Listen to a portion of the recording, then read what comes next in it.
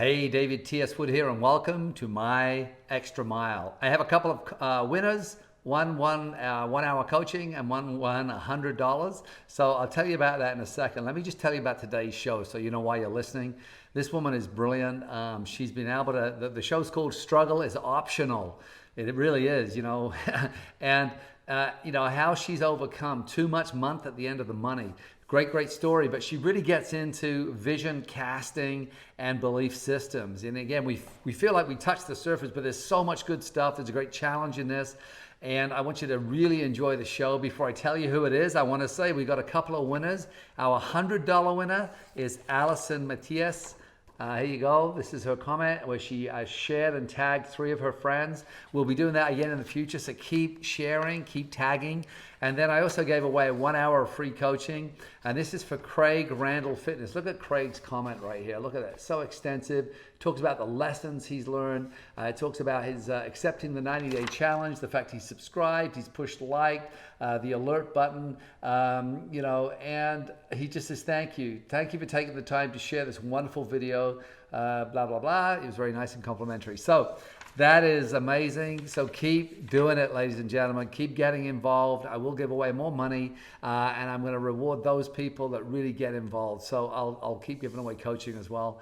So again, getting back to struggle is optional. She is brilliant. Her daughter's been to 13 of my events. She's only 13 years of age. So it's so exciting to see how we can grow into success. And my guest today is the incredible Abby O'Neill, and you're going to love it. So enjoy it, and I'll definitely see you on the other side.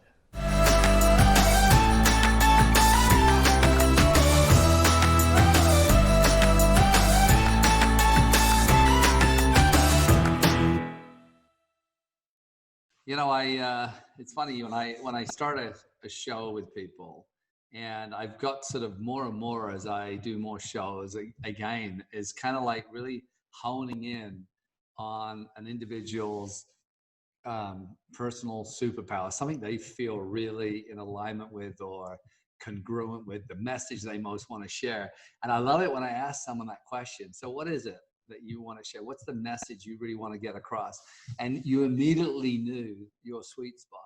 So I'm really excited to go there, and this whole idea about casting a vision, which I think a lot of people never even really get to in their lives. They're just so on autopilot, or so, what's the word, resigned to the life they have. And I'm sure at some point you may have felt the same way, but resigned and just doing life without thinking, oh my gosh, I don't even have a vision for what life could be, because I've never allowed myself to think of that. So you say, and also belief, the congruency between what you believe and what you do. So we're going to get into both those things with you. But just take me back a little bit. What was life? Because you have an amazing side hustle. We don't have to talk about the company per se. It may come up. I'm not saying we shouldn't, but there's a lot of people who are listening who maybe aren't in your particular company. So I want to give them value too. But take us back before the side hustle. What was life like? Just so that people can sort of identify with you and your journey and what you were up to. Let's hear about that. Okay, well, thank you, David. So life 6 years ago, before I found network marketing and a side hustle, looked a lot different than it does now. I was a mom. I was a wife, which I still am, both of those things. I had 2 little girls at the time. I was running a nanny agency, nannying full time. My husband worked for a marketing company. He traveled all the time. We had really good jobs and careers, yet we always had more month than money, meaning we worked as hard as we could, but it felt like we always had debt. We always had bills. We never had time together. I felt exhausted all of the time. I always smiled. Life was always good, but I knew there had to be something more for me. I felt like I was on this endless rat race of, you're doing all the right things, Abby. You went to college, you got the degree, you started the business, you're a great mom to your kids, but something was missing. And there weren't any more hours in a day that I could work to create more income. My husband already worked all of the time. So I was literally staffing nannies in a nanny agency to try to create more income, because I only had a certain amount of hours I could work. So life was hectic, crazy. I worked really hard, but felt like no matter how hard I worked, I could not get ahead. And I couldn't enjoy life that I was building because I never had time to do that. Yeah, interesting. And by the way, if you're listening right now and Abby may come in and out, remember we are in different parts of the world, so just bear with us. She'll come back in fully. You haven't gone out, by the way. I just know it just sort of, it teased me a moment ago where your voice started to go, ooh, like, but you know, it's interesting. I think that a lot of people can identify as a mom and a wife or a husband and a father, right? With this idea about really not knowing any different. I mean, you followed the path that your parents would be proud of. You know, you did the right things. You were polite. You wore the right mask on your face. You smiled, even though there was not enough money at the end of each month. There was too much month for the money. And you got the career. And then you actually noticed something. I realized in your story that you had an agency, and part of your philosophy, which was leverage, was, well, if I just got more nannies, I can make more money. Mm-hmm. But you and I know that in conventional business, when you're running everything, it's not like your network marketing business where you can help more people and they're independent. These nannies still had you doing all the work behind the scenes. You were still doing all the books. You were still doing all the taxes. You were still doing all the marketing. You were still doing acquiring the clients. You were still keeping the relationships, blah, blah, blah. So actually, as you expanded, you probably had less and less time. Is that what really happened? Oh, absolutely. And liability, the weight on your shoulder, and the God forbid anything goes wrong when you start leveraging other people and relying on them to do a good job and show up. There's a lot of stress associated with that as well. Yeah, yeah. Yeah, you're not allowed to drop those babies, are you? Whoops. You don't get two chances of that one. You just do it right the first time. So something happened, you know, you're talking about 6 years ago, you met a crossroads. What was the catalyst for the crossroads? In other words, was it just exhaustion in the end? Or what was the moment of kind of like where you, because we know, or I know, and I know, I believe you know, you're pretty fresh in this business. 6 years is like, you're still a newbie because you're a profession, and there's still, imagine 6 more years from now, you know, you would have been in over 10 years and you would really be knowing, and because of your activity, a real professional network marketer, but you're still in those kind of like, what would you say? You've been to school, you've been to college, right? You're probably in your apprenticeship if you were looking at a conventional business, right? But when you sort of look at that moment of decision, I was going to say is that most people join our profession because they hit a crossroads. There's a change in their life. There's, you know, a divorce, or there's this, or they get fired, or something happens that makes them kind of suddenly more aware that this is real and it's not just one of those pyramid things that people talk about. By the way, if you use that term, I guarantee if you use the word pyramid, you're broke. All right. So just so that we can, and so if you are using that word and you are broke, just try this. Find out what a pyramid is. In fact, we may even discuss it in a moment. You'll realize that this is the furthest thing from a pyramid. But so take us back, I mean, to the moment of decision. What was going on for you to suddenly say, I'm going to take on something else? So for me, it might be different than a lot of others that join our industry. I actually followed somebody on social media that's now one of my best friends. I didn't know her at the time, but I followed her on social media for a very long time, watching her create massive success in her life. I watched her have a child and be able to be home with him full time. I watched her be right on the cusp of being able to bring a husband home from corporate America to be a full-time family. She had all of the things that I desired so badly in my life.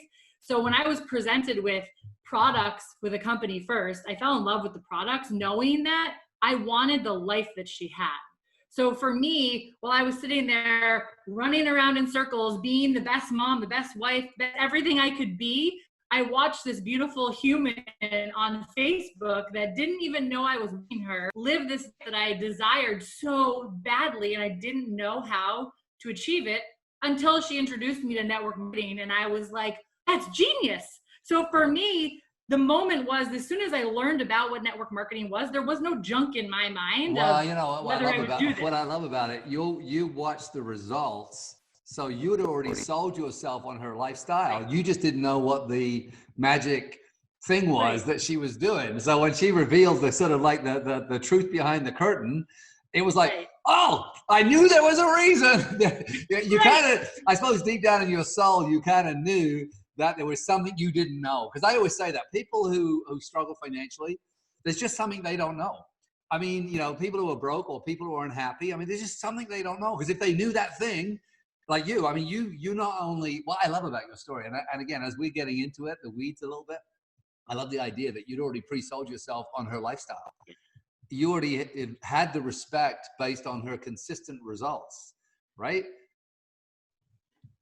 Oh, she's breaking up a little Oh, bit. Okay. absolutely. Oh, you broke up. You broke up there. You're back. I'm here. Yeah. Your internet just sort of went out on me a little bit there. So then you said yes to the products. How important was that? Mhm. How important was the product experience for you? Let's pay, because you'd already been sold on her lifestyle. She told you about this elixir, this sort of magic fountain of youth that she had, but the product still had to work for you. What was that product experience like, and how important is it for someone listening to find products that they love? Is that an important aspect, or could they fall in love with the profession and be in a company where they don't love their products? So that's a great question, and I'm going to answer it from my heart. So she introduced me to the products, and it actually took me 3 months to say yes because I was sold on the opportunity and the lifestyle she had created. What I didn't believe was that these products were going to be for me. And I knew that they had to work for me and I had to love them to be able to do whatever it was she was doing. So I do believe that product alignment is so important when it comes to network marketing. I believe that a consumable product that you love and that you would truly share with people, whether or not there was a compensation plan attached, can help build that belief piece of what's possible in this industry. So when I first started, I honestly fully intended on sending the products back. I didn't think that they would work for me. So And when I because did there was a 30-day money back guarantee. You're thinking, all right, I'm gonna exactly, right? you kind of went in with a dabbling mindset. Was that the kind of oh yeah, I'll stick my toe in, but I know they're going back. Right, I did. Although I did go in with a good purchase because I wanted the full experience. But in the back of my mind, I said, the only way this would ever work for me is if these products really do what she says they'll do. And I just didn't believe that until about a week or two in, when I was like, you've got to be kidding me. And I had an incredible product experience. Literally from that moment, my light bulb went off. And I was like, I am going to tell people about this regardless of whether I get paid.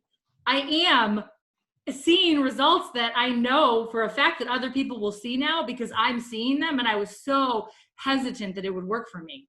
So when I had that product experience, I was like, tell me what to do. I'm all in. I want that lifestyle now. I'm ready to listen. I'm good. Let's go. Let's run. So I love this. And so you had a busy life. Yes. You had 2 babies. You have 3 now, by the way. And How a old's baby your, on the way. And a fourth on the way. you got a 4th on the way. How old's your son? My daughter is 3. She's the youngest. And then my baby on the way is due in February. He's a boy. Right. So you're now living. So you have a 3-year-old, which meant that you did what you saw. You had a baby and continued building your side hustle, and you're pregnant with your 4th, and you're building your side hustle, and you continue to build. Is that right? Yes. I mean, it's so beautiful. So what was the toughest thing about time? Because you were saying that the biggest enemy you had, there were 2 enemies. One was you had too much month at the end of the money. Yep. The second was no time with your husband was always working. You were always working. And when you weren't working, you were raising a family. And when you weren't raising a family, I'm guessing you were passed out on the couch, right? Right? So, I mean, it really hurts intimacy when you're in that kind of world. I mean, having intimacy where you're, even connected to want more and build a family can start to dissipate just because you're exhausted all the time. Is that kind of what life was like back then? Oh, 100%, like 100%. And I hear people tell me all the time they don't have time, that they can't possibly do a side hustle. They have no time. I had no time. Like you said, I was nannying full time, but I also had my 2 daughters with me when I nannied. and with me every second that I wasn't nannying because my husband was gone all of the time. So I didn't have time. But for me, the vision of what network marketing could do and what creating a side hustle could do for my family, it was more important for me to create time and create pockets of crevices of time that I didn't have to make this possible. Because I believe that you can either see the opportunity or you can see the excuse. And I saw the opportunity and there was nothing that was going to stop me from that. So I had to put kids in the car and do work like that. I had to listen to podcasts while I was rocking the baby who was 9 months at the time when I started this opportunity. I didn't have the time. I had to create it. And for me, I was more interested in creating the time so I could make it possible than to sit there and say, I have time and have change in my life. Yeah, that's amazing. Now again, your internet is going in and out a little bit more. So again, I want to apologize, but this is so good, and I don't know what's going on there, but it is sort of blocking out a little bit. But we got what you just said there, and you know that old adage of, you know, if you want something done, ask a busy person. You know, I suppose people are busy because they want to be. Talk to me a little bit then of, you know, here you are, you're making time. How did you? I mean, you were talking about that old magic thing called net time, no extra time. In other words, you were doing things while you were doing other things. So you were compounding. So it wasn't like, yeah, I got to stop looking after the girls. You were looking after the girls and you were building. You were breastfeeding and you were learning. So you were kind of like net timing things. Is that kind of how you found time? Is that primarily how you did it? Oh, absolutely. Absolutely. Awesome. All right, now let's get to this. One thing you say that your magic superpower, let's go into those. Now people have got a sense. And by the way, how are you? I mean, let's talk about your earnings right now. You're 6 years in. What kind of income were you making previously? And what kind of income are you making today? Just to give us an example of how life is. So, you know, and again, you know, by the way, if you're listening, I'm just going to do a little bit of a, what's the word? What do you call that thing before people make just, what do you call it? A disclaimer. Disclaimer. Thank you so much. Yeah, I'll do a little bit of disclaimer. You know, whatever you're about to hear, you know, this comes down to how many conversations, how many rejections have you had. So this income is all about the amount of effort and time and work. You already heard that she's come in as a professional mindset. She worked hard to create this. She knew exactly. So she didn't continue dabbling past those first kind of 3 months. She got going and she built. So when you hear these numbers, understand this is a real opportunity, but her results are not reflective of the masses because most people sit on their ass and think about it. Abby actually went to work and did it. So again, that sounded very professional. Did I sound like a lawyer then? That was perfect. That was perfect. So give us a little look into the previous and the current kind of income. Yeah. So previously, with my husband and I both working good careers and jobs, we did not break $100,000, both of our salaries combined. On a good year with nannying, I made between $40,000 and $60,000. Now, 6 years into this profession, with a lot of hard work and a lot of consistency in doing it full time, I make anywhere between $20,000 and $45,000 a month. So I'm currently making in a month, some months, what I used to make, busting my butt, working so hard all year long, running a nanny agency and nannying myself. I got goosebumps. I love those stories. But here's the thing. I love the way that you use the range because a lot of people don't get this. Entrepreneurs don't, or people who have an employee mindset are used to having a consistent income. Oh yeah, even if it's small, a lot of people say, well, I prefer the small income with the certainty than the uncertainty of an entrepreneurial income. So you went 20 to 40,000, and that obviously seasonal comes into effect. Promotions will come into effect. You know, other activity from the team will come into effect. There's a lot of things that compound to create, you know, income up at 40, and you may see dips. But your business for over 6 years has gone up, flattened off, gone down, flattened off, gone up, flattened. I mean, that's really how you've grown, right? Absolutely. And people have this idea that things just look like this. Yeah. And I would say that our business did do a lot of this, but there was a lot of this. Yeah, exactly. And that's the thing that people can't grasp. But here you go. Your average income then, what if you look at your annual income, because in your previous example, you used annual, and then in your current example, you use monthly. So for those people that don't do math very well, you're on between what, 200 and 400,000 a year? Is that kind of where you're at? Exactly. Yes. So you went Yep. from under 100 to 4x in 6 years, and you've grown or you've got one growing, which means you got intimate again a couple of times in there, which means you had a little bit more time. Yes. Right? I shouldn't go there, but so let's go into then, so the vision casting part, because you say the thing that you've become really, really good at is vision casting. And I can see why in hearing your story. I can see why, because of the clarity. But I want you to give an example for someone listening, especially the network marketers that are listening, or in fact, it doesn't have to be a network marketer, because, you know, casting visions is a skill that is important in growing children. It's important in the whole of life, right? But talk to me about, what does it mean to vision cast? And then let's get into how you do it and what the do's and don'ts are of vision casting. So my personal way that I would explain it is getting to know a person more than an outcome. It is getting to know what a specific person needs more of in their life, desires more of in their life, and to really believe in what's possible for someone and paint that picture for them. So, and to do that, when you ask someone what they want, they might not even necessarily say what they truly desire in life, because they've already decided it's not for them. So it's asking people a series of questions so that you can get to what they truly desire, the things that they would love to do. If money were an option, actually, you, David, were such a big part of this early on in my business. Was I attended your events, and you taught me about the magic wand question.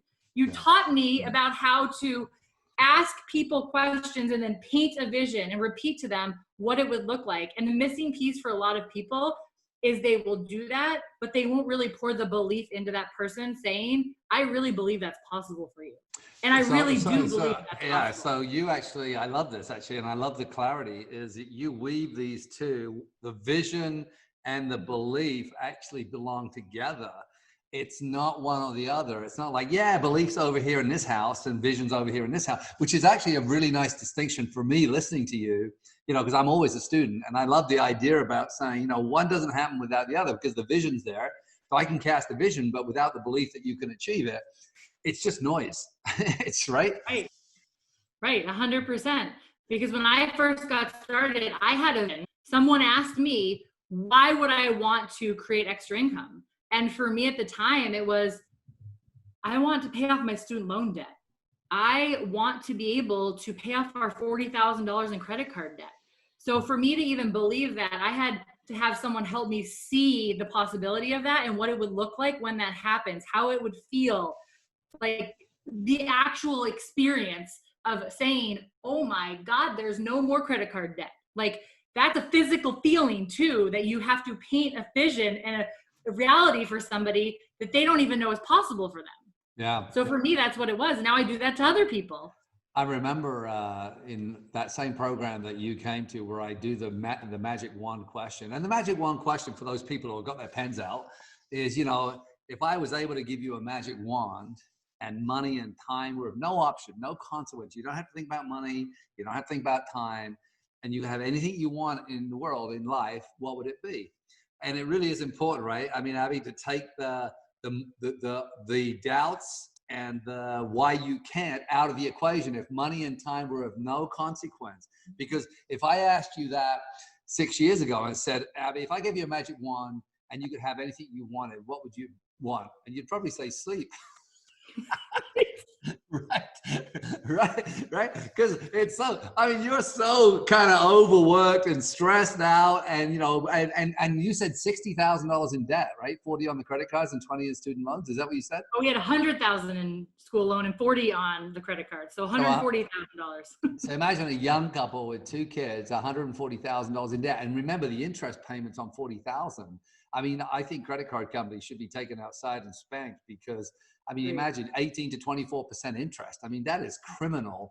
And they make it so easy for young people to get into debt, and they have you kind of shackled. Have you managed to pay that debt off already?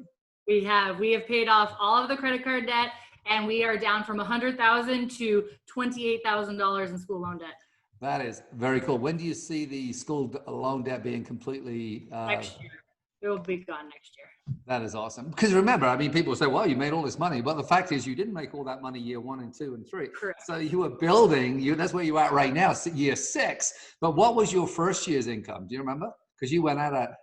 Yes. First year's income was, I believe, $40,000. Yeah. So that's 40,000. And you think about you'd been working in your nannying job. So you're both working full time. You made an extra 40 grand, but there's expenses on that. There's still a lot of things. So it's not like, oh my gosh. Yeah. Do you actually remember? Do you remember what it was like when that first check came in, or the second, or maybe month 7? What was it like to see that extra cash coming in? Do you remember that feeling? Oh, it was everything. We were able to purchase our first home because of the extra income that our business was bringing in while I was still working full time. I mean, it was everything. It literally was the difference between us being able to rent or being able to purchase a home as a Yeah, she I just wouldn't have said, been able to do that without it. You cut out again there. So what she said was it was the difference between being able to rent or purchase a home.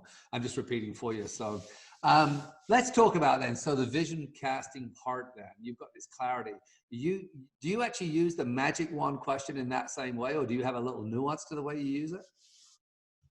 I really do. I use it. I don't necessarily say if I gave you a magic wand, but when I'm having conversations with people, honestly, anywhere in my life, it could be out at the soccer field talking to other moms. If it comes up, I'll ask people, what do you wish you had more of in your life?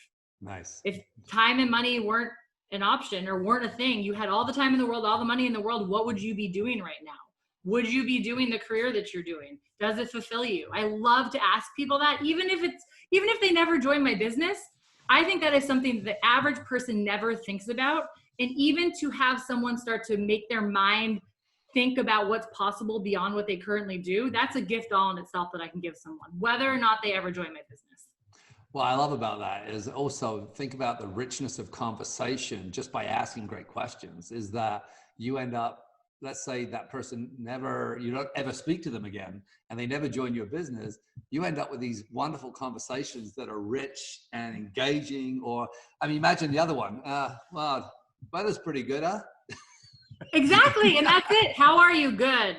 Awesome. Yeah. How old are your kids? Yeah, I got kids too. I mean, it can be, not that that's not bad. I mean, talking about family is a great way to get to know someone, but that question, and I found that asking rich questions is the elixir to really beautiful relationships, because people feel seen and heard. A lot of people, they've never answered that question before, you'll walk away, and I bet you've heard this from people. I bet you money you've heard this. People will say, oh my God, I feel like I've known you forever. Does that happen? Absolutely. Yes, all the time. Because you're asking people questions that no one else asks. Yeah. You're getting to know someone on a human level that most people, even the people they're closest to, don't even ask them about. Awesome. All right, get back to the vision then. So you're casting a vision, talked about the do's and don'ts of vision casting.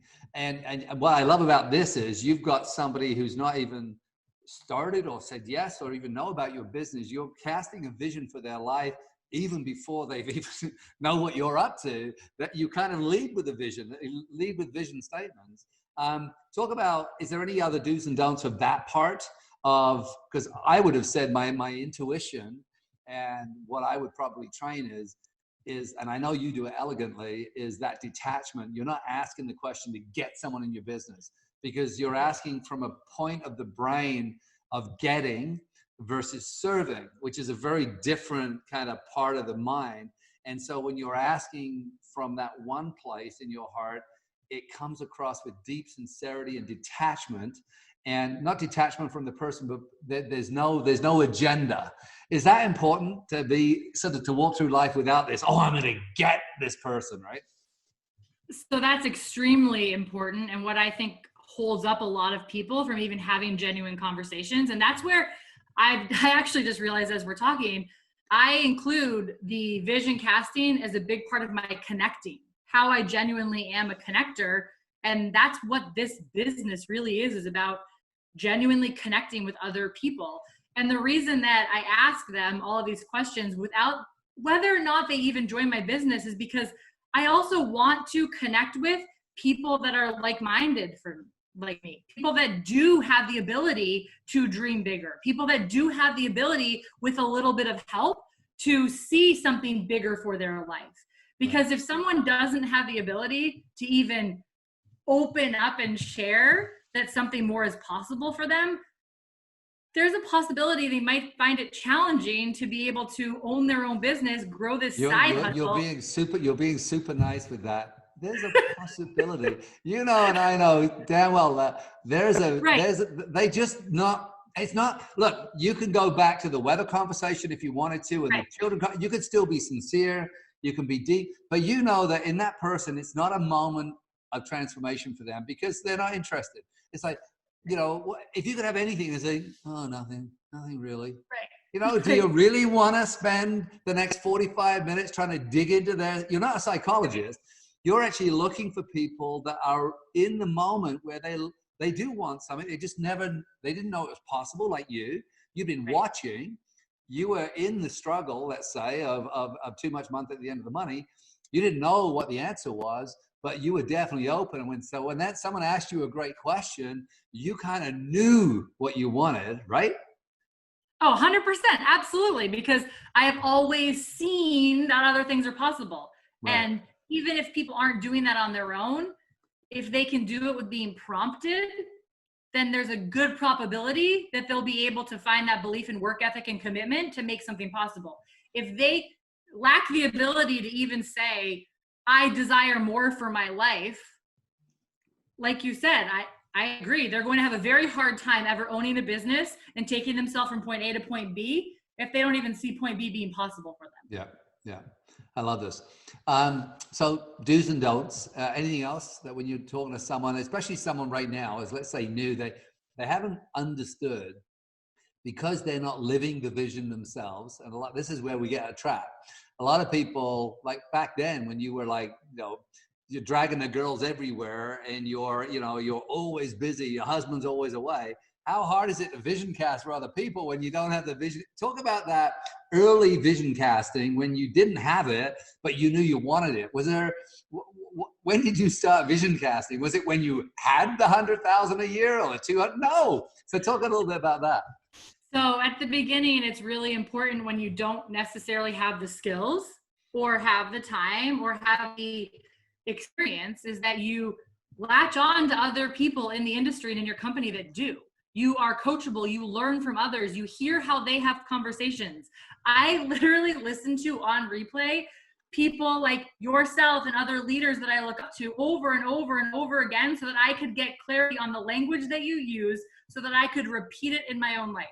And my goal was to pay off our credit card debt, pay off our school loan debt. My goal was to be a millionaire one day. My goal was to be a full-time family one day. Was I any of those things when I started? None of them. But I held myself up and positioned myself with the confidence that even though I wasn't there yet, that is where my target was set on. I didn't necessarily know how I was going to get there exactly. I didn't know exactly what the journey would look like, but I knew that this is where I was going. And I was going to share that vision with others and then invite them and enroll them into where they saw themselves and maybe a similar vision. Because until you experience it yourself, you can't say I've done it. And you don't want to lie about that either. You don't want to pretend and fake that you've done what you haven't done that whole yet. Fake it till you make it. I just find that such a line of BS. Because it's about congruency. But you can fake it. The bit I can say, fake it till you make it. You can fake, if you're somebody that's struggling with joy and happiness and kindness and being, positive all the time, you can fake that. In other words, wake up and you may be in the habit of being grumpy. Well, I don't mind you faking not being grumpy just to see what it feels like. That I can handle, but the whole fake it, which a lot of people mean pretend you've got it before you get it. Then I believe on a subconscious level, the non-congruent or the non-conscious mind picks up that you're a BSer. And the other person is not picking up your sincerity. But what you're talking about, which I love, is you believed you were getting there, even though you weren't there, and people were enrolling to come along with you, not because you'd arrived, because you were going. And you had such clarity, and because you spent so much time listening to the language of leaders and people you respected, which means that they were congruent for you, you started to articulate in your version of life, with your words, your heart, your soul, you started to articulate a similar language. And it wasn't that you were pretending to be them. It was you being you, but awoken, the awakened person that believed that you were able to free your family from the struggle of no time, right? And no money. 100%. That's exactly what I was doing. And I was surrendering to the process of knowing that it was going to be messy as I did it as well. And I will say too, that one of the missing pieces, because somebody could be listening and saying, oh, well, I can do that. I can listen to other leaders and mimic what they say, and I can paint this vision for myself, and I can believe it's possible, and I can be 100% committed to it. But to get from here to there, there's this consistency piece and this focus piece that I think a lot lose. We necessarily show up consistently when it's hard or when we don't see it happening. When I painted this goal or vision for myself that I was going to pay off my credit card debt, it wasn't going to happen overnight. And that I was going to put in a lot of hard work consistently and see nothing in return. And I think that's what people is, they have these incredible visions for themselves. They have these incredible goals. They do believe they're possible, but then they're unwilling to show up long enough and consistently enough and undistracted from everything else they could be doing to then finally see it happen. Yeah, yeah. And it's such a beautiful, and I hope you're getting this, everyone. I hope you're really hearing the nuances, because there's subtleties in this and the journey. And you may have to go back and listen to Abby one more time and let it sink in what she's saying, because there's such a level of understanding of even the messiness. When you talk about that, we're talking about someone that doesn't have it, was able to see it, hear it, and start the journey, understanding how messy that would be, but knowing that the key factors was the consistency, that every day, even though the results weren't always showing, because that's, I mean, how hard is this part of our profession? Is that it seems like you work your ass off in the beginning and don't see a lot of results. Correct. Right. You don't see anything usually at the beginning. The average person doesn't see much return on their investment at the beginning. But it's the people who see that compounded over a long period of time, what that will look like, that have the vision to see that and commit to it, are the ones that see the success long term. Let's talk about this. Think about any of the early people that said yes to you still with you? There are a couple of them, and I'm so grateful for them. But no, a lot of people that said yes early on, they dabbled in it and they even saw success, but it wasn't what they thought it should be. Or they compared their success to what my success was, or their success to somebody who started 6 months after them, and they checked out and they're not there anymore. But my door's still open for them. But you said that a couple did. Yes. Right? And how many of the customers, like early on, people you spoke to 6 years ago, are still customers of yours? They're not builders. I mean, do you have a customer? I do. I have a lot of customers that started, and a lot of those customers have come and gone and come back again too, because they see how great it is, and then life happens. They always come back. So that's a testament to amazing products. Well, I think that I had that experience this year, because for 16 years I've been using the products, and we're in the same, you and I use the same products, which is, and as a mom, like, you're growing a baby, you're a couple of months away from, but that how incredible your baby's going to be coming out, because we've seen enough babies born with these products, right? I mean, it's just like they're like a different breed in some ways, because the nutrition is so beautiful inside that body of yours. But what I was going to say was, 16 years ago, I said yes to these products way before I really started consulting for the company. And I'm still using the product. So the person that introduced me is still getting paid 16 years after the conversation. And they were pretty shitty network marketers. So I didn't have like a great coach with the products. Right. This box arrived. I did a cleanse on my own. And back then I did imagine starting out alone without any coaching, doing a 9-day cleanse. It's just because I was a pretty determined person that I did it. And I'm like, this is hell. But of course, now what happened was I was just in Greece for a month and my bags never arrived. So I had nothing with me for one entire month. So after 16 years of using these products, I got to experience life without them for an entire month. And it was like my body rebelled. It was like I came back earlier from my trip and I was missing I could tell that my edge was gone. And so I think when you talk about people leaving and coming back, I think what happens sometimes is not just life gets in the way. Sometimes it's like they start to feel crappy again and like, what's missing? Oh my God, the only thing I've changed is I've stopped using those products. Does that make sense? Oh, absolutely. And I think people think it's going to be just as good without, and then they realize, wow, I really did feel that great. And back they come, and I'm here for them. Yeah. And I love the fact you said that a moment ago. My door's always open for those people that did leave. Talk about this then. So, when we talk about the vision cast and the belief, let's get to the belief part. And just sort of lead us through how I cast the vision with the belief in this kind of, how they blend together and how important they are together. So I love speaking about belief because a lot of people think that they believe in something, but then the behaviors in which they show up are not congruent to actually believing in something being possible. So when you're having conversations with people and saying, what is it that you really desire? What would you do with an extra $500 a month? What would you do with an extra 10 hours a week to spend with your family? When you ask them all these questions and you get them to a point where they're starting to tell you, I would love to have a beach house with my family one day. I would love to be able to buy this car. I would love to be able to put my children in a private school.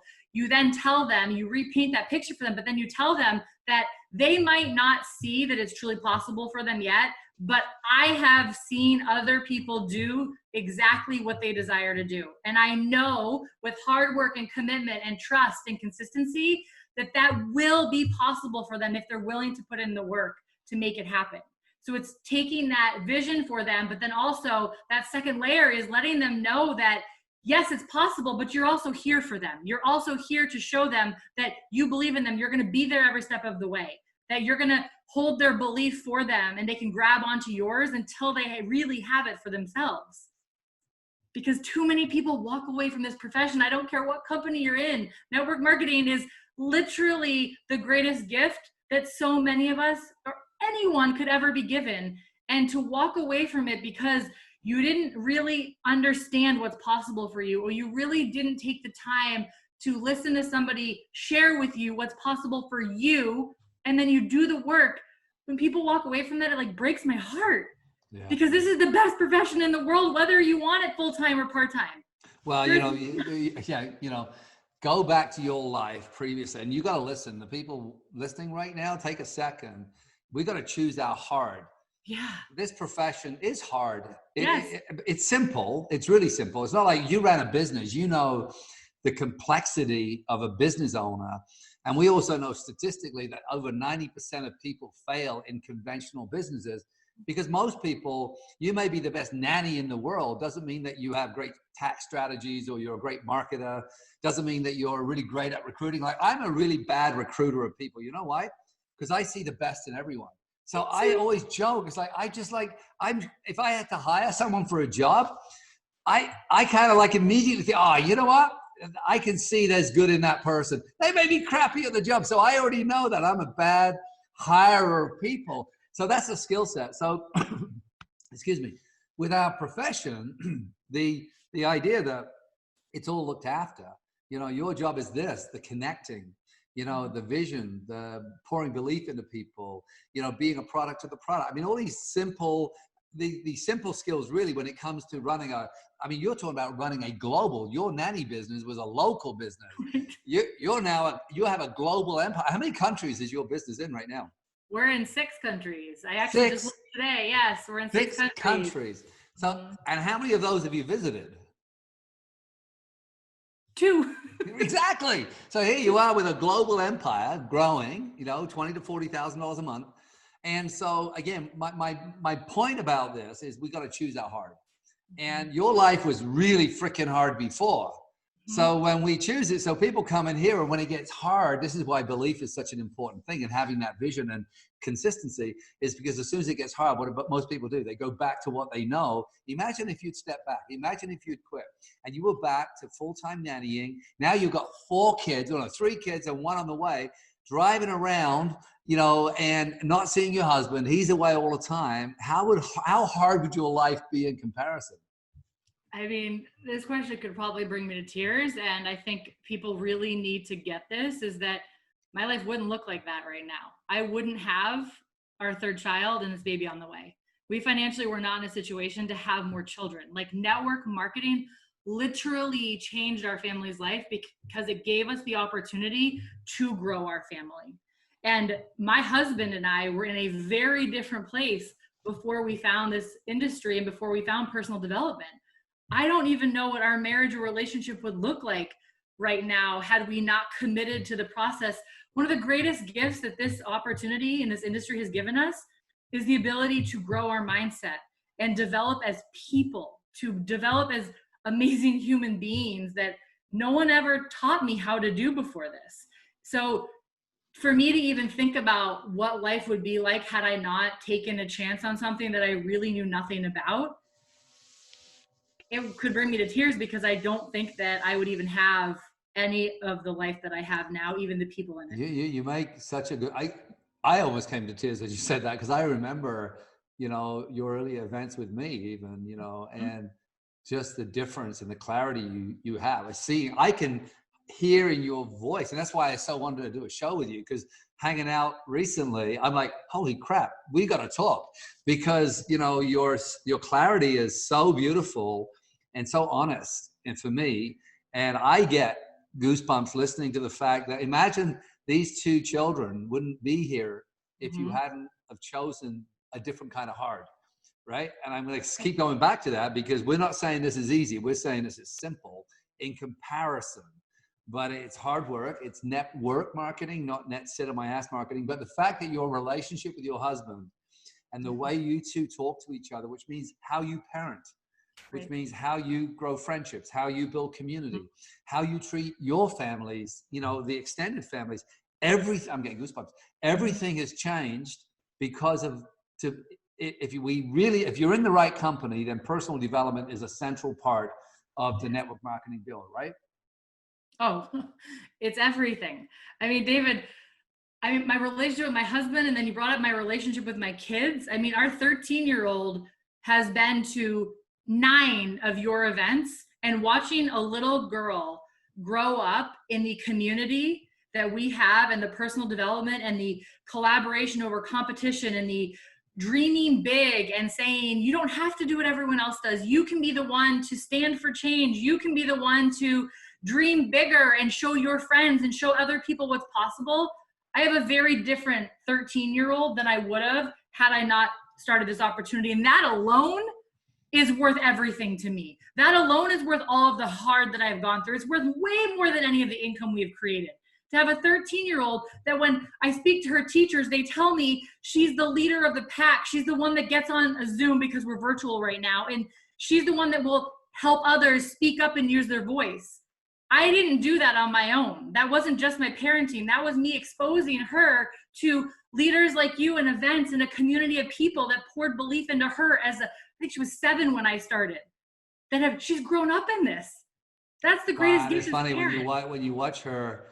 Well, I mean, it's not just her, right? But your family at the events, and how often do they find themselves on stage or, right? I mean, you see that, right? Because the community's about, and the kids are running around and there's noise. And what is it I always say at the beginning of every event? If you're struggling with the noise of the kids, well, you can leave, because we're building this to grow our families and to grow our children and to make, I mean, obviously we don't let them run riot, but if a mother's there breastfeeding a baby and the baby's crying, I don't want that mother walking out the room and missing why she's there, why she's standing there trying to grow herself. So, I mean, that's a really beautiful part. So I'm very, very proud. Let's just go back, because we're getting close to the end of this, and I'm going to have you back, because I think you and I can chat for hours on all these different things. And I love your clarity. I really love who you are and how you are. And I really admire the fact that you are, for me, you're the consummate example of why I love this profession. You represent for me everything that's good about our profession, and the honesty. I mean, the fact that we're not saying, oh yeah, just do this. It's not just do this. There's no just do this. There is this consistent attitude towards a small amount of growth. Even today, I mean, you're constantly expanding yourself and your mind and your, in many different ways. But let's talk about going back to the believe vision thing. Where do you want to go? How do we, what's a challenge we want to leave people listening with, with regards to this? So I would say everyone creating clarity around their vision and getting really clear on whether they believe it's even possible for them. Integrity keeps coming up for me because I'm such a person. Integrity is one of my core values. And when you say you're going to do something, you do it.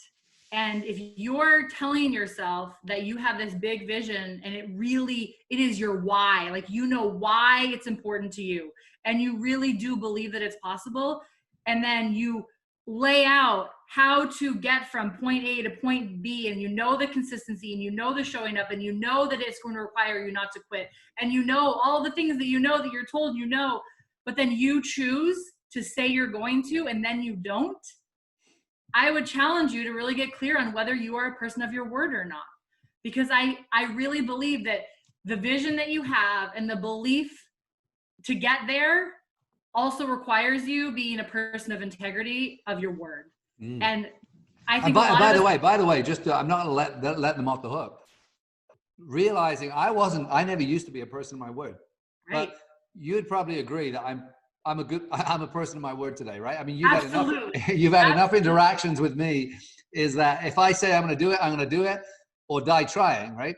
Right. But I never used to be. So I just want to give hope. So if you realize that you kind of a BS in yourself, or you don't keep your own word with yourself, your own commitments, that's okay. That's a good realization to say, well, how do I change that? I mean, have you ever struggled with that? I would say that was me too. Right. Before I found this profession, and I really held that mirror up to myself and said, why am I not where I want to be? It's me. It's because I don't follow through with the things that I know I can, or I know I should. I know I'm required to.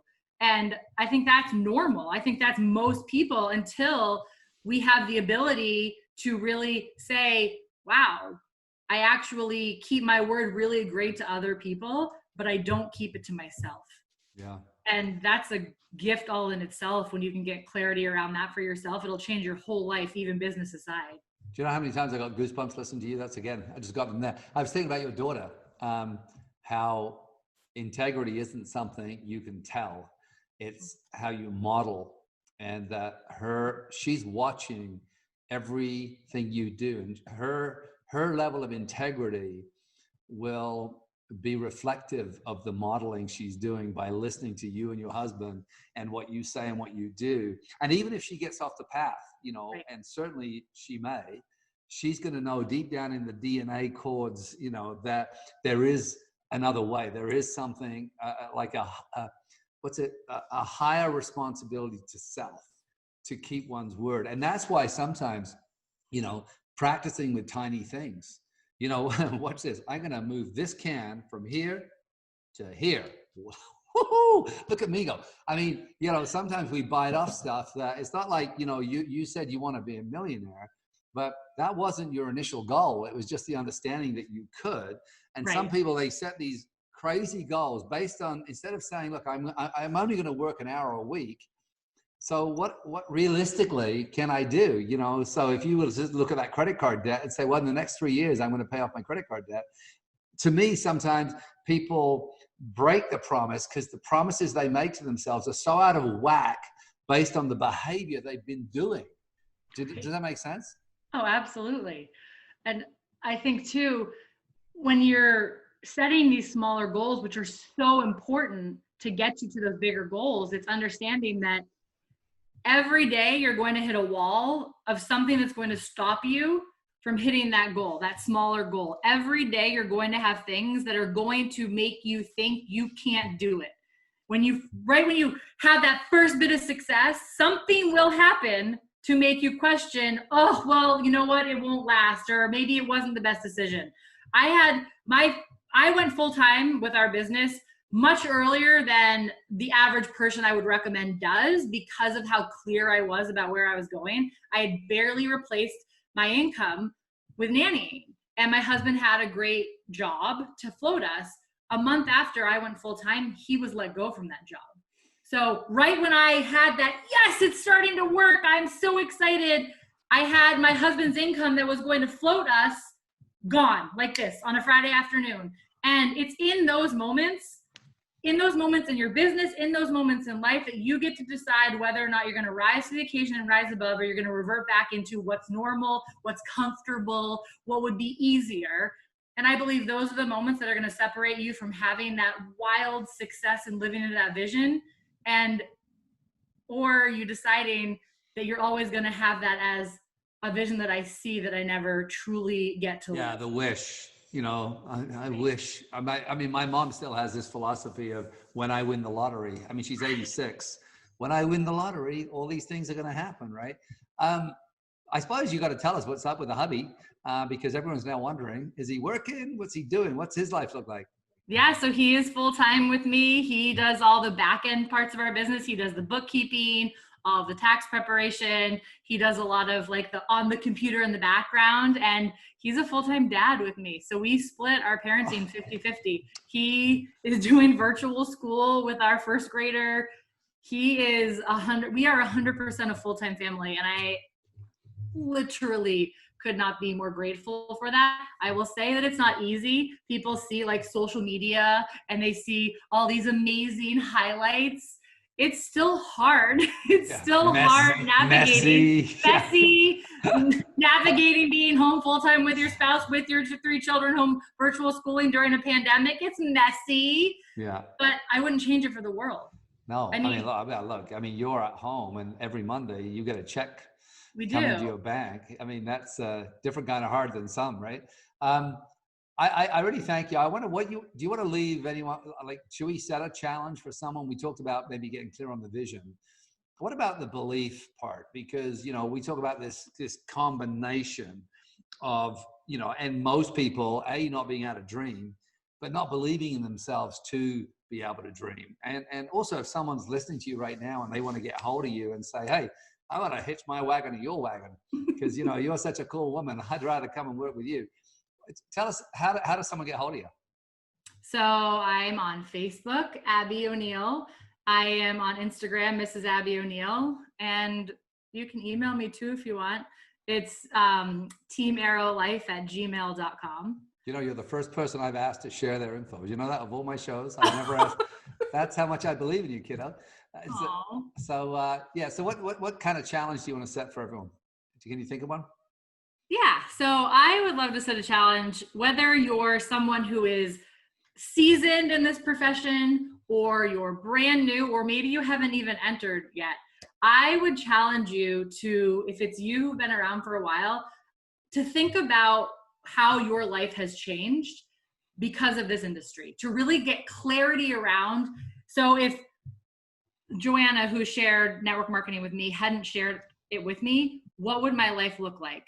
And I want you to ask yourself that same question. If the person who shared network marketing with you didn't share it with you, what would your life look like right now? And then if you're someone that hasn't really had much success, or you haven't even joined the industry or dabbled in it yet, I would challenge you to reach out to those that have been sharing maybe this show with you, or have been sharing a side hustle, the side gig, or the network marketing industry. I would challenge you to ask them how their life would be different had they not said yes to network marketing. Because I think that the belief piece is built around you reminding yourself about how much has truly changed for you and the lives you've impacted. And at the beginning, it is by you asking other people and holding on to their belief and how much their life has changed to help you see what's possible for you. So really, if you're someone new, I would even encourage you, even more the challenge would be, is to have conversations with people in the industry and ask them what has changed for them. What would their life look like if they had not said yes to network marketing? Yeah. Because I think that you'll be pleasantly surprised that most people, it's not going to be about the money. Most people that answer the question, it's not going to be about the income piece. While that's important, you're going to open your mind to how much more is possible when you dip your toe and then jump all in to this industry when it is the right product and right company alignment. everything will change. So have those conversations. I challenge you to ask people what's changed for them so that you can maybe see yourself and the belief that you could maybe experience what they've experienced, but with your own little twist. Yeah, that's beautiful. Beautiful challenge. It's funny because there was a lady who asked me a question yesterday. I don't really know her very well. She works out at the same gym, but she came up to me and she noticed my energy over months, and she's going through a real struggle. She has 3 daughters, all elite athletes. And she just asked me a question. She said, what would you do if you had to start over? And it was interesting because, and it's a long answer. I'm not going to give the entire answer, but part of the portion was, I said, I would build a network marketing business. And I would realize that I would probably, initially, I would have to get a working income going immediately to finance my network marketing business that would create the residual income that would allow me to move towards passive income streams. So the money I make residually, I would invest into passive streams. So I said, and it would happen really fast, but I would do is I would immediately do it tomorrow. If I lost everything today and everything evaporated, everything I own, the success I have, all my investments disappeared, I went from being wealthy to having zero, I would immediately start tomorrow, knowing that, I would build my network, but I would need to finance myself. So I'd have some form of work coming in, whether it's entrepreneurial, but I knew that the freedom part would come from residual, and that the long-term legacy part would come from investing my residual into passive streams, so that would continue. It's like building the golden goose, right? And I could see her mouth dropping open because she came from a conventional business. And and she was successful, and her and her husband have a successful, over a $1.6 million business. And yet the words residual and passive and linear income were things that she hadn't ever considered, because she was in the same hamster wheel you were, which was, I had a business, but we were just working the business and growing the kids, and the kids were athletes. So she was running everywhere and still is. Does that make sense? So so getting back to our passion, our shared passion of this incredible profession. I want to thank you for being a professional, and thank you for being just the woman you are. And just, I'm so grateful. You talked about your daughter being at 13 programs of mine, but when I look out and I see moms like you in the audience with their children in tow, it's what drives why people say, why are you doing events where they're so cheap? And I know, why, exactly why, because I said that one person in the audience like you is going to go on and transform thousands, if not hundreds of thousands of lives, and they're going to redesign their entire life. So whereas I could do an event where everyone's paying $10,000 each or $5,000 each, I could do an event where it's $200, and that $200 is a stretch. Right. And that mother standing there with her young child in tow is willing to step into this profession and actually, see a vision for their life and grow their belief and consistently build. So thank you. Any last thoughts? Any last words? Yes, I have to share something just to attribute to you, is that I had an aha moment during this. Is you did ask me the magic wand question at my first ever event that you did. And you asked me, and I shared with you, being so brand new, that I had an eating disorder growing up, and that if I could do something, it would be to create some type of program or something for children that were like me, to help empower them. And I realized through our conversation today is that one of the reasons that I love your events and your training so much, and I want you to get this, is that my daughters being able to grow up with your type of training and exposure. I think back to the me at 8, 9, 10, 11 years old. Had I had this, I think my life would have looked differently, with how I respected my body and my mind and how I lived. And I want that for other moms, for their kids, and dads for their children. So I'm very passionate about specifically your programs, because of the impact that we collectively can have on the younger generations, just empowering them to know that you can love yourself and your body and grow. It's an inclusive community. It doesn't matter what you look like. It doesn't matter anything besides you're willing to grow and show up, and that you can work with other people. And that was full circle for me, because that magic wand question that you asked me, essentially I'm living that now, not specifically to eating disorders, but I'm living that now, being able to expose parents and their children to this community that does empower kids to grow up in a different way than the average person does. So thank you, David, because you do that. So thank you. Thank you. So remember, everyone listening in, this is about that 1% incremental change. It's not about, when you look at Abby, this didn't change overnight. This is a 6-year journey, and there's lots of peaks and valleys and plateaus in there. And so it's that, those tiny steps that we take consistently on a daily basis. That's why it's called My Extra Mile.